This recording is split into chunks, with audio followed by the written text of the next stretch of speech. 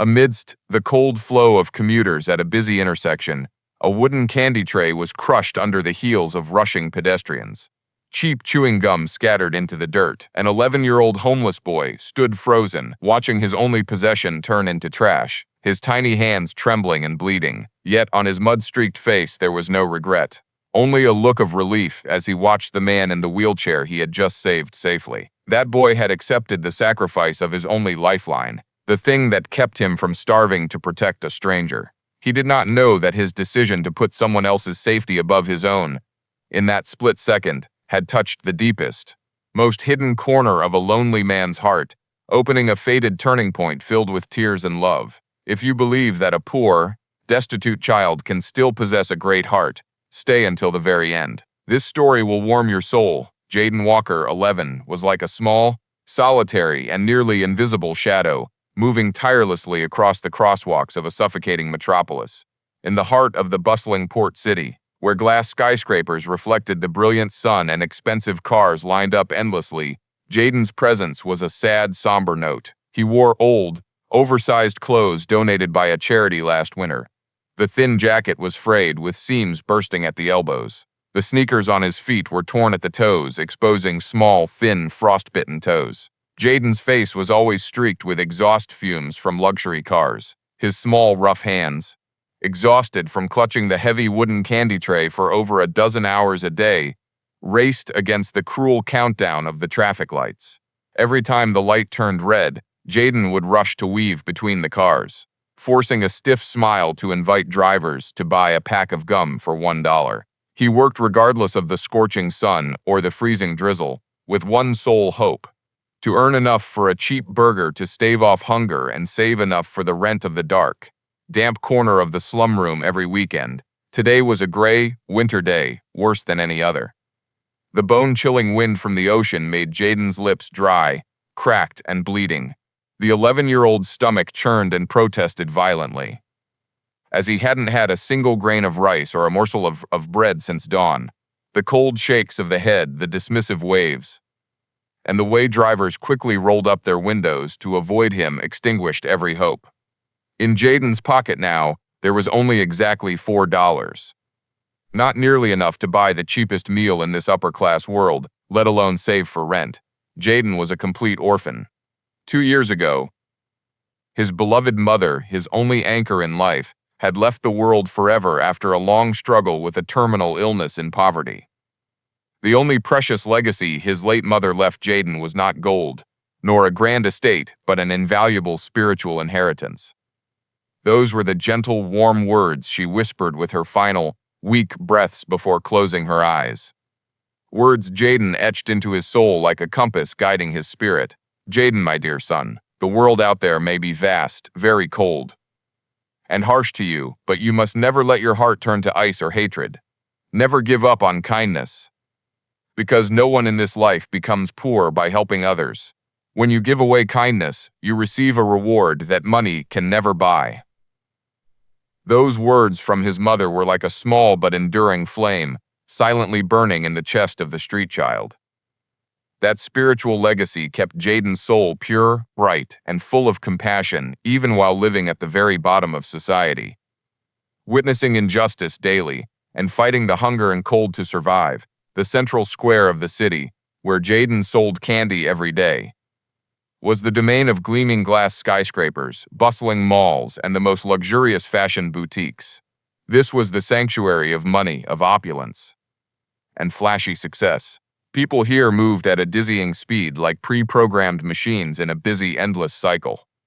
Their eyes were glued to expensive smartphones, or if they looked up, they viewed the world through the lens of wealth, high-end tailored suits, and sparkling luxury watches. To the elite community and those busy people, street children, children like Jaden selling candy in rags, were like a nuisance, a misplaced grain of sand in their perfect picture. He was considered an unkempt stain that diminished the beauty, luxury, and prestige of this busy street. They set a ruthless, unwritten rule: money defines status, and those without money have no right to demand a second of attention, let alone empathy. To them, poverty was like a disease to be avoided with hurried footsteps. Every day, thousands of pedestrians passed Jaden with terrifying, cold indifference. They were willing to spend hundreds of dollars casually on a morning coffee, a luxury lunch, or an expensive toy, but grudged a sympathetic look or a single dollar for a child shivering from hunger and cold.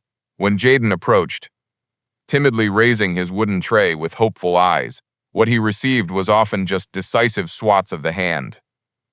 Windows rolling up quickly as if afraid the smell of poverty would waft into their perfume-scented car. Or even the sharp yells of the building's security guard. "Get lost, don't stand here dirtying the VIP entrance." That toxic indifference created an invisible but thick, solid wall of ice, ready to crush the self-respect of any street child. People could stand for a long time staring at a mannequin in designer clothes behind a glass case.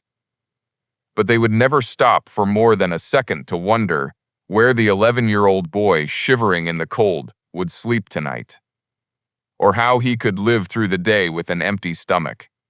Jaden was all too familiar with the cold shakes of the head, the contemptuous looks full of suspicion as if he were a thief.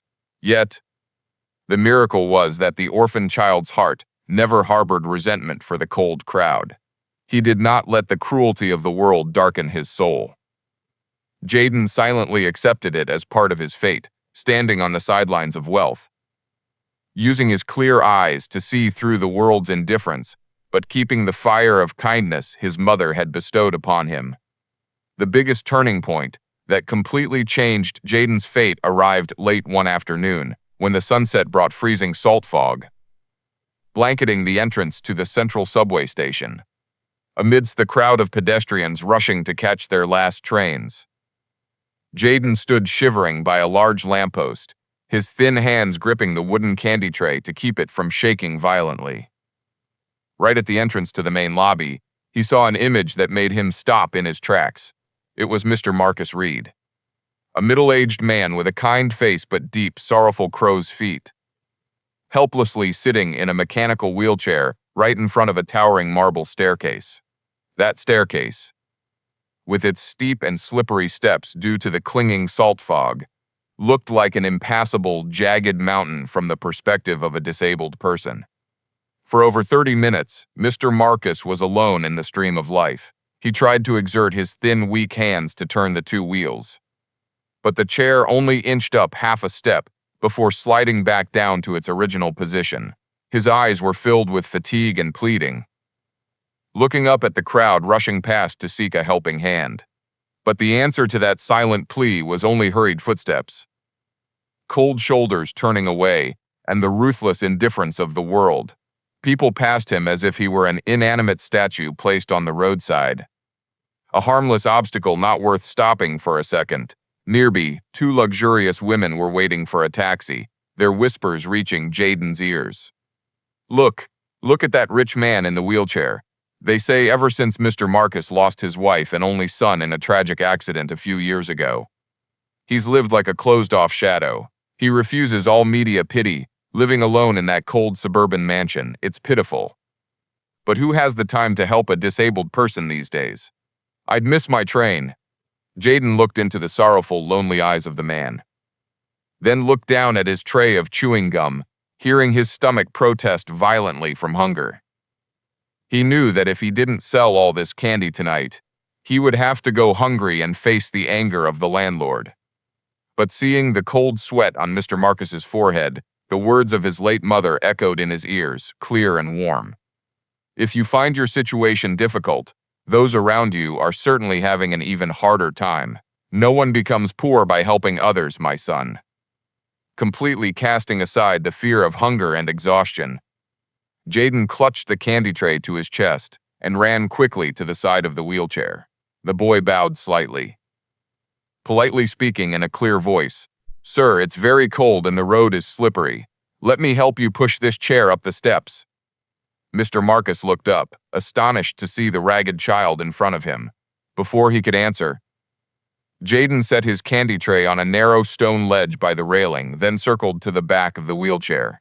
The boy took a stance, using every bit of strength an 11-year-old suffering from malnutrition could muster, planting his feet firmly on the ground. stretching his entire small body to push the heavy wheelchair up one step, then another. 1 step, 2 steps, 3 steps. Sweat mingled with salt fog, streaming down Jaden's cheeks. But at the very moment the wheelchair inched up to the 4th step, an unexpected disaster struck. The right wheel suddenly stepped onto a thin, slippery patch of ice, causing the chair to lose momentum. Suddenly stalling, and then tilting sharply, threatening to flip backward. The weight of both the grown man and the iron-framed wheelchair shifted downward, posing a direct threat to Mr. Marcus's life. If the chair flipped from this height, the consequences would be catastrophic. In that life-or-death moment, Jaden had no time to think. Instinct of kindness made the choice for him, to have enough force to hold the chair. Jaden had to release one hand completely to grip the steel railing, and his other hand had to reach up to grab the back of the wheelchair seat tightly. That sudden movement caused him to accidentally strike the leather-bound wooden candy tray sitting nearby. The wooden tray fell, tumbling many times before slamming into the stone steps, breaking into pieces. All the chewing gum boxes, his sole livelihood, the last lifeboat helping Jaden survive the day, scattered everywhere. Crushed under the heels of passers-by, who were carelessly stepping on them to move on. Jaden didn't care about the sound of the shattering tray. The boy gritted his teeth, veins popping out on his small forehead, using his entire thin body as a living cushion, using his back to brace the wheelchair, keeping it standing firm and safe on the stone step.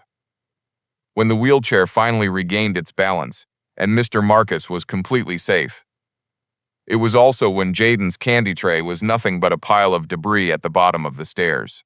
The boy stood panting, his 2 hands bleeding from gripping the cold iron frame, silently watching his only asset disappear forever.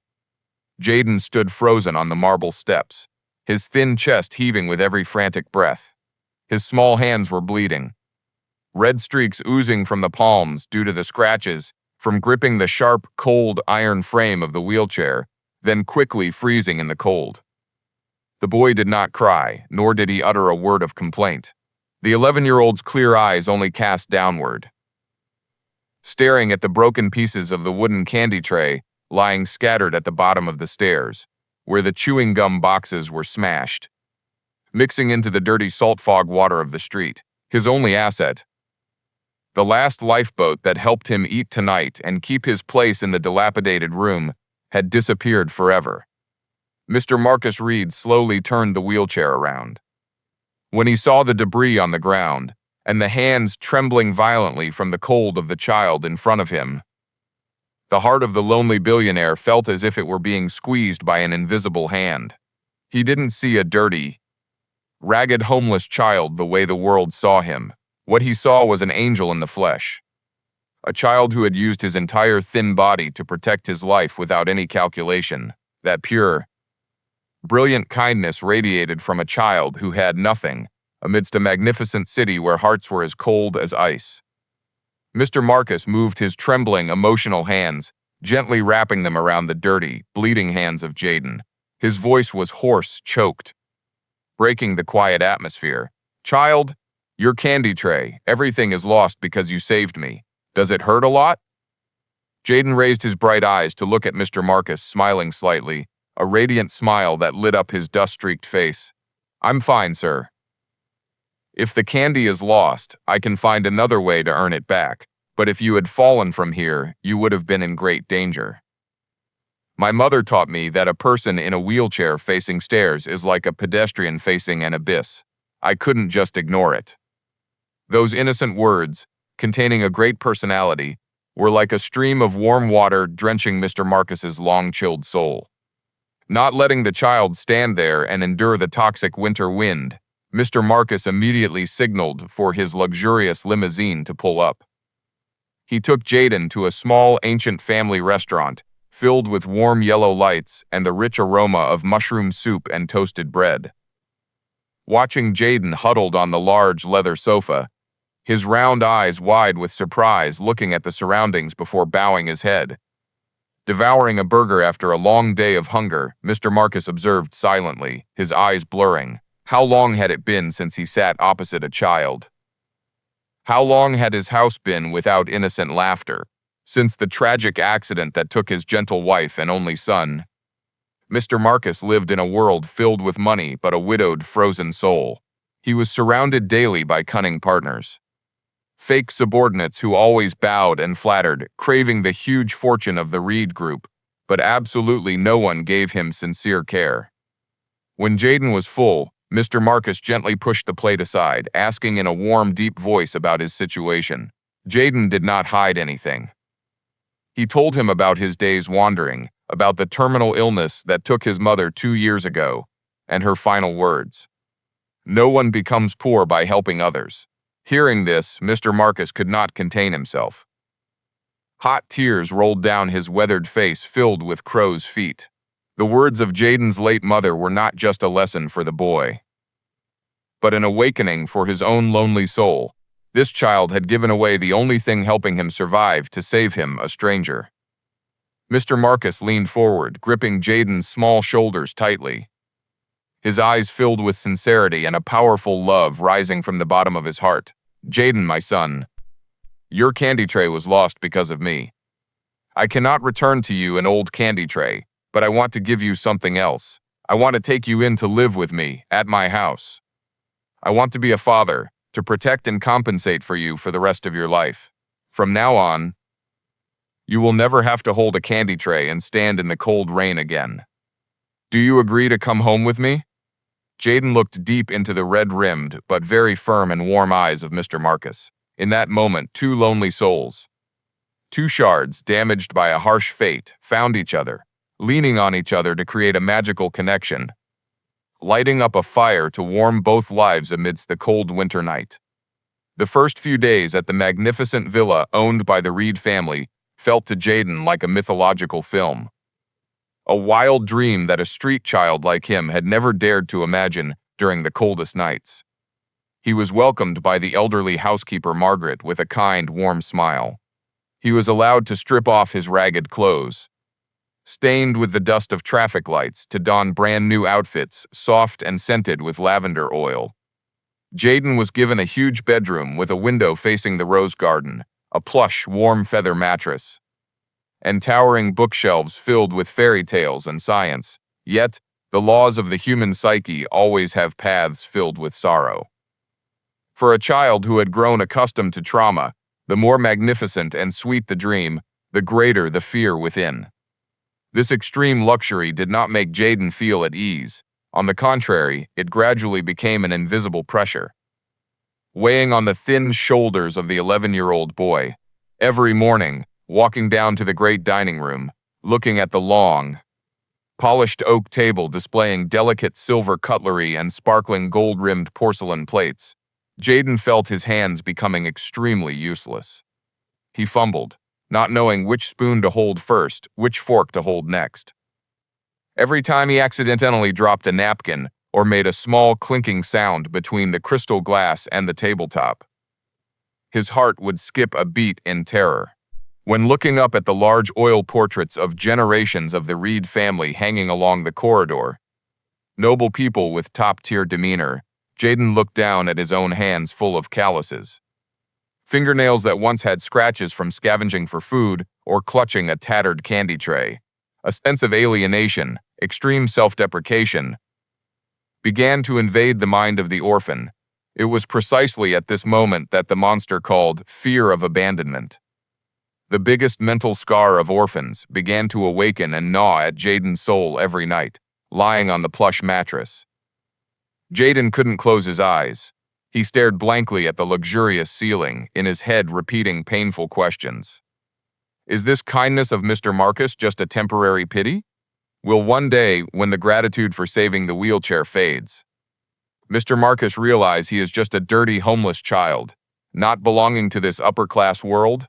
He feared becoming a troublesome burden to him, feared that just by accidentally breaking an expensive item or misbehaving in a rule, the mansion's doors would open again, and he would be kicked back to the sidewalk, to a child who had once lost a mother. The feeling of being given hope, experiencing the warmth of a family, only to be stripped of everything once more. was more terrifying and cruel than hunger or cold on the street. He told himself, "I am a street child, I don't deserve to be here. If one day Mr. Marcus hates me and kicks me out, I won't be able to bear it." It was that extreme fear, the panic of a weak soul wanting to protect itself from trauma, that made Jaden make a foolish but sorrowful decision. On a rainy, cold winter night, when the entire mansion was deep in sleep, Jaden quietly got out of bed. He took no new clothes, touched no expensive toy he was given. He quietly put back on his old ragged clothes, slipped into his torn-nosed sneakers, and clutched the broken wooden tray, the only piece of the past he had secretly hidden under the bed. The 11-year-old boy opened the side door. Looking into the pitch-black night outside, tears of self-pity and fear rolled down his cheeks. Jaden chose to leave before being abandoned. Chose to return to the hunger and the familiar street intersection, where at least he knew where he stood. Rather than facing the pain of being discarded for a second time in life, he disappeared into the cold rain, leaving the empty room and a painful silence for the billionaire's house. The next morning, the port city's sky seemed to collapse under a curtain of rain, gray and chilling to the bone. At the familiar intersection, where the traffic light blinked relentlessly, Jaden stood there again. The 11-year-old child huddled under the pouring rain that tore through the winter chill, his old, ragged clothes soaked through and sticking to his thin, trembling shoulders, shaking violently with every gust of wind. His small hands, which hadn't yet healed from the bleeding scratches of the previous afternoon, were now soaked, turning purple from the cold as he tried to clutch the wooden tray covered temporarily with a few pieces of nylon to protect the chewing gum boxes he had just bought with his last few coins. Whenever the line of cars stopped, Jaden stepped forward awkwardly, his torn sneakers making humiliating squelching sounds on the asphalt. The boy hung his head, trying to stop the tears of self-pity and fear from mixing with the rain flowing down his cheeks. He returned here, not because he loved the streets, but because he believed this was the only hole that accepted an orphan like him, where he didn't have to be terrified about breaking a crystal glass or becoming a burden to anyone. A screech of brakes suddenly tore through the rain bubble. The luxurious black limousine of the Reed family suddenly lunged, braking sharply right at the curb next to the traffic light where Jaden was standing. The rear door burst open, but to Jaden's absolute shock, Mr. Marcus did not wait for the driver or security to help. His face was filled with panic, anxiety so intense his voice cracked.